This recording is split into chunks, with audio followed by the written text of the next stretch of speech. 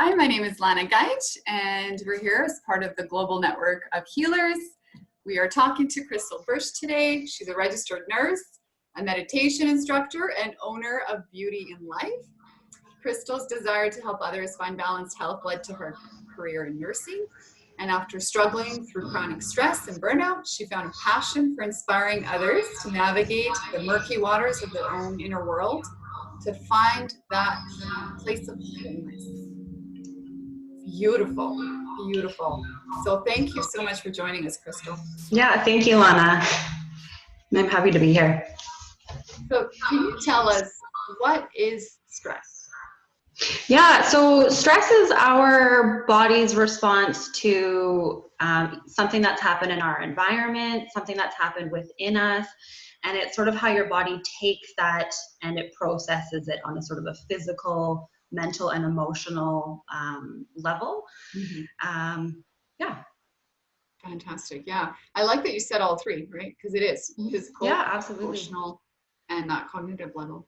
And I think it's also important to note too that stress is a normal and protective sort of mechanism for daily life. Mm-hmm. Absolutely. So how does stress exactly affect the body? Yeah, so I guess we can go sort of prehistoric. Stress was a response that would happen in prehistoric man if there was a threat to life. So that's where we would get that fight, flight, or freeze response. So that's where if I was out walking and saw a bear, my mind would tell my body, you've got to get out of here, you need to protect yourself. Mm-hmm. And so in modern society, stresses can come in multiple different ways, conversation that's gone wrong, lots of to-do lists, all kinds of things. And your body processes it the same way as if there was a bear that was happening, that was sort of threatening you. So in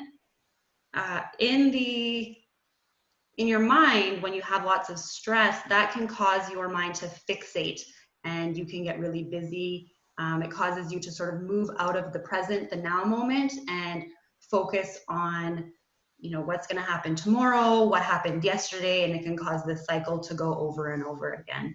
Mm-hmm.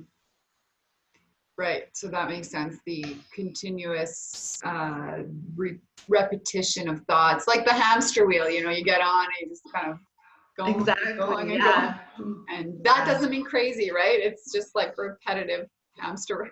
Yeah, and it can be quite exhausting too. So within your body, when you have something stressful that happens, and your mind starts racing and suddenly you're running a marathon, but really you're in bed sleeping. So that starts to also affect you on a physical basis, where you're not sleeping. Now your appetite might be changing, and for some people they eat more, some people eat less. Mm-hmm.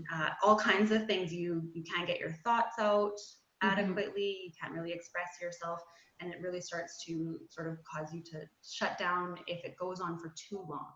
Yeah. Okay. Can you talk about that a little bit more? What chronic stress does to a body over time? Yeah. So what happens with the stress response is when your brain sends a signal to your adrenal glands and it secretes different kinds of hormones. Some of these hormones is cortisol and epinephrine, and the things that really get your heart rate going, get your blood pressure going, the things that are going to get you to run away from that bear, for example. So what happens when those things kick up is your processes that are less vital to saving your life in this moment, things like your reproductive system, your digestive system, and your immune system, they just sort of shut down temporarily while you get away from the threat. And what happens when we have sort of our modern stresses of just having a generally very busy life, lots of obligations, lots of pressures, that causes your fight, flight, or freeze response to stay up, which then does affect your immune system, affects that digestive system, affects that reproductive system. So that's how it can affect your body. And with that, that's where we start to not sleep properly. We start to lose motivation to sort of take care of ourselves. We start to, crave foods that are going to sort of give us that temporary energy spike. So things like carbs and sugar and high fat foods. And so that's sort of how it works in the body. Yeah, that makes sense. So that's the chronic impact. Yeah. In those different body systems that you mentioned, that the impact is there. And how does stress show up in the mind exactly? What would one be saying or thinking? Yeah, so stress in the mind, it causes, like you said, you exampled it very well, that you get that hamster wheel. So you'll have thoughts that just sort of play on repeat over and over and over again. You can become quite obsessive even, oh, I can't believe that she just said this to me, and next time I'm going to say this. And it can really cause that habitual pattern. And when the mind gets so busy like that, and our mind is our mind is meant to think, our thoughts that happen is the byproducts of our mind, and we need to have those thought processes in there. But when we get really stressed out, they can actually take over, and we become so engulfed in this thought process that we start to lose connection on what's going on in our body. So we lose sight that maybe our stomach is bothering us more, we're not sleeping. And essentially those thoughts can sometimes make you feel a little bit crazy, like you just can't shut it off, you can't calm it down. And that can cause that anxiety to come up too. So now people are, your mind's really busy, and now you're getting anxious about the thoughts that are coming up, and it just causes a whole cycle to just play on repeat. Yeah, that makes sense. And how do you help people identify what the thoughts are that they're saying? And I'm just kind of going, some people might not even be aware that it's their thoughts that are also being impacted by stress. So what are typical thoughts that people have identified when they work with you? Yeah, so some typical thoughts that people have and that they're not always aware of is that long to-do list, all of the things I have to get in my day. Have I crossed everything off? What else do I need to add on there? How am I going to navigate getting my kids and then here? How am I going to coordinate? So those sort of daily functions can be one aspect. Another thing is the stories that come up in our day. So you have a bit of a confrontation with somebody at work, or a friend or family, whomever, and that story can also play on repeat over and over and over again. Or maybe you had an encounter with somebody and it didn't go exactly the way you wanted. Maybe you get a little bit hard on yourself.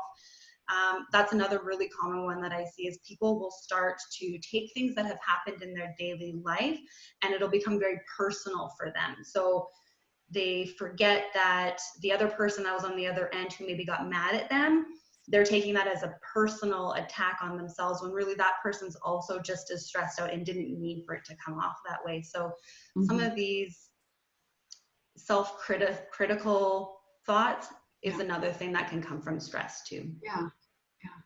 Yeah, that I love those examples, because you're right. Who doesn't ever have that thought of, oh, I've got this and 50 other things on the to-do list. Yeah. I better remember to add this to my to-do list.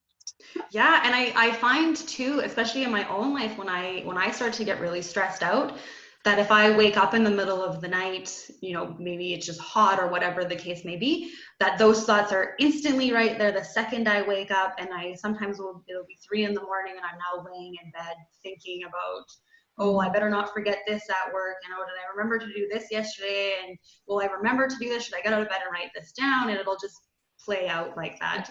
Yeah, exactly. It's so easy. It's so easy to get on that train. What has been your own experience of stress?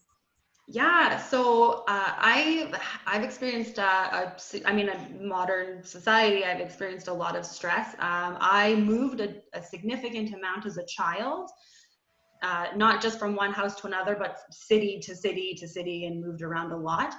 And so I also just had a very unstable childhood. So I feel like my ceiling for stress is quite high.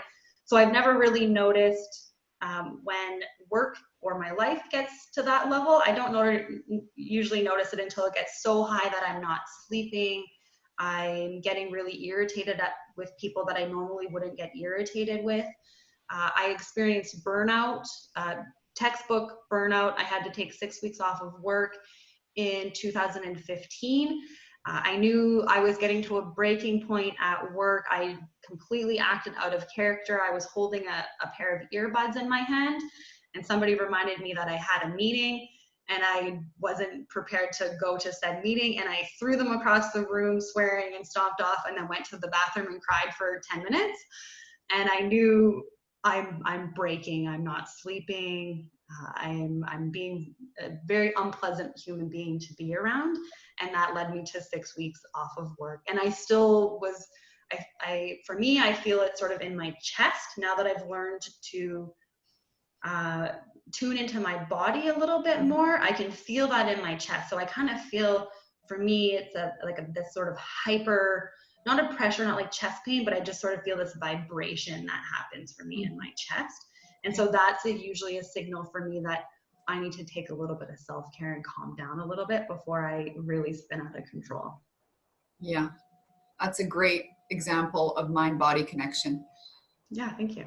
Yeah, yeah, and that awareness, right? It builds over time. So it's good to know that signal. Oh, gotta check my chest. Is it feeling tight?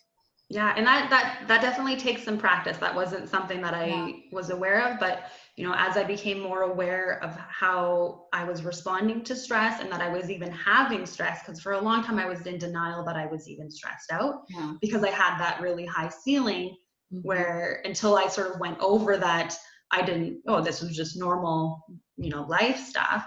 And that 6 weeks off was really, actually, the 6 weeks off was a good sort of reset, but then fast forward 2 years later, and I almost got to that point again, and I started to recognize it. I noticed I had a little check-in with myself. You're getting to that point again where you're going to need to take time off of work if you don't sort this out. Yeah. So it was a hard lesson to learn. Yeah, yeah. And yet you caught yourself the second time before it got to that same level as the first time. Absolutely.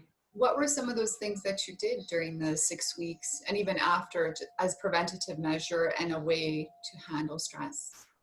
Yeah, I luckily was actually preparing for a really long walk across Spain. So during my time off of work, I had this training I needed to do. So I would just plug in, I would just listen to music, and I would go for very long walks, sometimes like 2 or 3 hours, which I know is a little bit superhuman, but even when I feel stressed out now, like with, being a registered nurse and, being in a pandemic, I can recognize by lunchtime, I need to get out of my office. I need to go and do something, and I'll go out for just a short walk, 20 minutes. And by the time I get back, I still have that stress, but it's kind of come down, that edge has come down. So exercise, walking is something that I do. Anytime I get out into nature, and even if it's just in my backyard and I can just feel the sun and the wind on my face, that's so rejuvenating for me. Meditation has been really huge, which is why I'm now a meditation instructor. Meditation, I think, was actually a really solid foundation for me. It took me a really long time it's a practice, so it did take me a long time to get to a point where I could see that the benefits of it. But it's something that I now crave. And if I'm not doing it enough, if I miss my morning meditation, I know how it affects the rest of my day. And then always having a good laugh, just even now, just on Friday, I had some girlfriends and we set up a social distancing dance party. So we were all at home by ourselves with our computers out, and we just listened to music together, and we all just danced a whole lot, and that was great. I was so exhausted and I wasn't ready for it, but I felt really great after just having that sort of emotional connection and doing some dancing. I love dancing.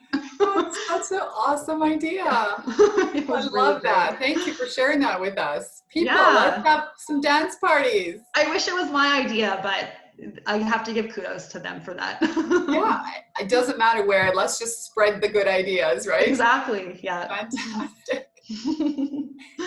And that's great. Thank you for sharing your own examples and how you dealt with the stress. obviously you work with stress and help other people do that as well. So just your overall experience now, are there other things that you can say that would help people cope with stress at this point in time?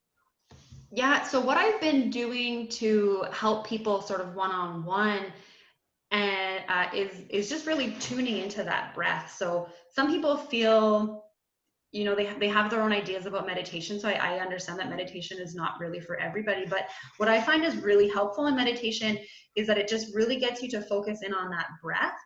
And when we focus in on that breath, what it actually does, sort of on a science level, is we have a nerve that goes from the base of our spine, the base of our skull and our brain, all the way down into our tailbone. And it's the second longest nerve in our body, and it's called the vagus nerve. And when we take some nice, slow, deep breaths, and I mean, you're not just taking a deep breath, but you're really feeling how your lungs expand, what your stomach does, and you breathe in and you breathe out a few times, and it doesn't take very, very many breaths, 2 or 3, 4, 5, whatever you sort of need. That sends a signal to your vagus nerve that you're actually safe, that there's nothing really threatening you right now. And it starts to calm down, and it tells your brain, oh, it's okay, everything is fine, we can calm down now. So just taking a few moments to breathe is, if we're watching this video, we're breathing. It's the single thing that we all have in common. Yeah. So just tuning into that is you always have it with you. Another thing that I found really helpful, especially while I was going through burnout, was this, just a moment of pause. So before I would go into something stressful, even just before I got onto this call, I just took a quick tune in, and I just took just, how are you doing? Yeah, feeling a little bit stressed out here, tuning in. And that's okay. You're going to feel a little bit of stress, but just tuning in and acknowledging it is how you can learn from yourself on what you need to resolve that. So those are some things that I think people can have as tools right now that doesn't require putting on yoga pants and running shoes. And, really everybody can do it. You can do it sitting in your chair, walking around. Yeah. Also focusing your attention on something that you really love and adore. Gratitude is a really amazing tool. So for anybody who doesn't know any of the work that's coming out of the Heart Math Institute, I suggest going and checking them out. And they do a lot of work on how the heart responds, and they do some work on gratitude. And just in your mind, thinking about something that you're grateful for actually brings down all of that stress response, and it actually raises your vibrations and helps your heart expand.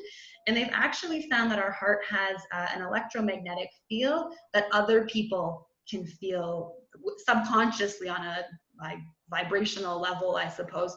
So even just focusing on something that you love. So I love gardening. I have cats. I love cats. I won't get into the weirdness about how much I love cats.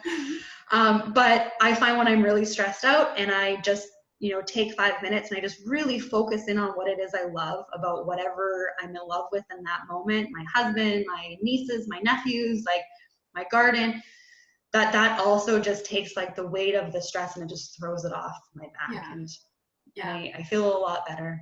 Yeah, absolutely. I love that you said cats. No one has talked about pets so far. Pets are so important. That's right. Yeah. Yeah, absolutely. Doesn't matter what kind of pet it's, the furry ones do give us that love, right? And so but I have friends who have reptiles who are pets, and they get that same love from them, and there's no boundaries to there love. You go. That's a good point too. Thank you for correcting me on that. I have no experience with reptiles. To each their own, right? It probably wouldn't be the choice of pet for me, but that's even why just watching the birds from your window, know? That's right. Exactly. But bringing nature and animals, of course, that's going to bring your nervous system activation down. Mm-hmm. So it makes so much sense. Thank you so much. This has been wonderful. Lots of good tips and tricks on how to cope with stress, talking about the mind-body connection. And thank you so much for being so frank and sharing your own experience as well. Yeah, thank you. Thank you for having me. Absolutely.